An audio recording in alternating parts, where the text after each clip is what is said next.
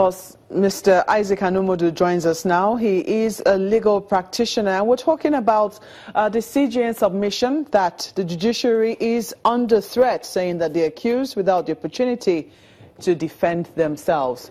You're welcome to Sunrise Daily. Thank you. Thank you for having me. Did that talk, I mean, that comment by the Chief Justice of Nigeria come to you as a shock, that the judiciary is being accused without, or let's first of all say, is under threat and being accused without an opportunity to defend itself?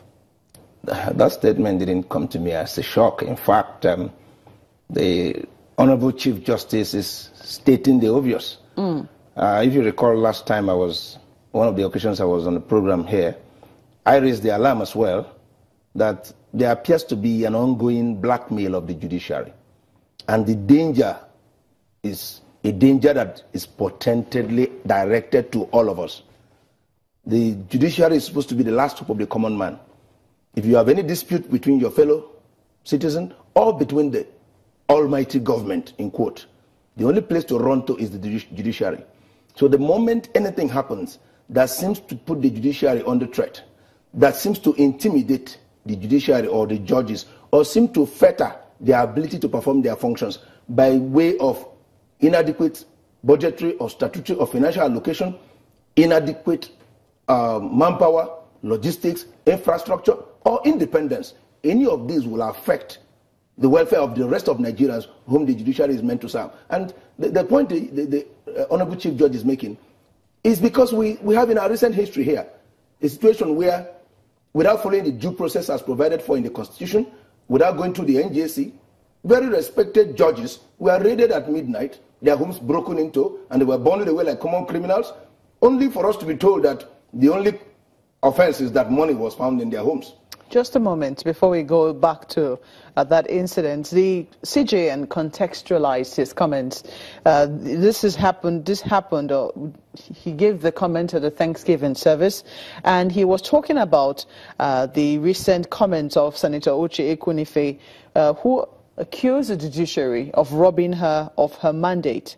He said that if there's any judge who is corrupt, if there's any judge who has, if anybody has any issues with any judge, they should feel free to report such a person to the judiciary. So he contextualized his comments in a situation whereby justice is delivered, and some people believe that people have gone behind the doors, gone backdoor to rob them of their mandate. Is what he seems to be protesting here. Yes. Now, the reason why I'm linking both is that the moment you lay that foundation, that the judiciary is corrupt, the moment you minimize the judges before the public, the moment you bandy about flimsy allegations, only for those judges to be charged to court and they are discharged and acquitted, the danger is that you have already sowed in the minds of citizens the seed that judges are now devoid of honor, devoid of integrity, devoid of respect. So much so that any mischievous person, having lost a case in court, can just get up and accuse the judiciary of bias, of corruption, because already there is a sentimental empathy in that direction. So the point I'm making is, while acknowledging the concern of the Chief Judge, while deprecating in very strong terms any attempt by any individual or group to minimize the judiciary, because we will all suffer for it eventually, the point is that there must be a deliberate attempt by all and sundry, particularly the executive or that concomitant arms of government, to show respect for the judiciary. I want to commend, I'm not saying it because I'm on television. The media has been actually doing a good job in this direction. They must really continue, because each time that the judiciary has had its powers ousted, like during the dictatorial military regimes we had, when there were Decree 2 and Decree 4 that were ousting the judiciary of the courts, journalists suffered. A lot of them were put in detention. Lawyers had their rights abridged and all of that. Then the common people suffered even the more. So we must all rise up to support the Honorable Chief Judge. That is not to say that there are no bad acts in the judiciary. Don't get that wrong. That's not to say there's no Judas among every 12. But the point he is making is, if you are sure there is a case of bias, it mustn't even be corruption. If the judge for any reason doesn't like Mokwe's space and decides to give a judgment that is outside the law, sentimental, prejudicial to your interest, you have a right to write petition with facts detailing it out. And the NJC, as I know, will not sweep it under the carpet. They will investigate, and the justice in that case will be done. But to just make empty allegation, sweeping allegation, just because I lost the case. And as I'm coming out of the court and the journalists are interviewing me, I say, well, you know what happens in Nigeria? The judges have done it again.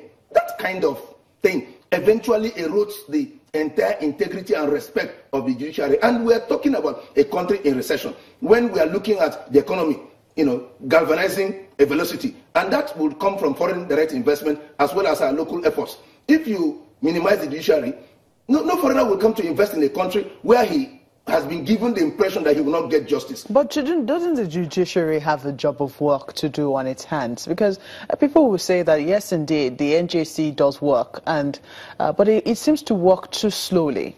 I'll give you an instance. Only recently, in the book written by Olusegun Adeniyi, Against the Run of Play, there was an instance there where a former PDP chairman had gone to court, and it was something that had to do with, his being chairman. He was ousted in very, very controversial circumstances and had looked for justice. In a manner, when he got to the court, justice was given, but not for him. I mean, he didn't get justice, and he felt that there was strong bias in the manner in which the judge handled the case.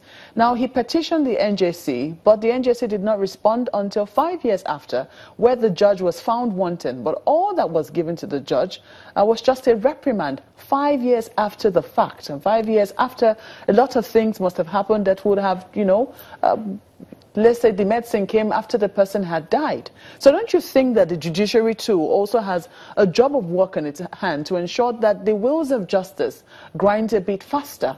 I agree entirely with you, Mark, on this point, and with many Nigerians who feel that there's need for greater expedition in the modus operandi of the NJC and of the judiciary generally.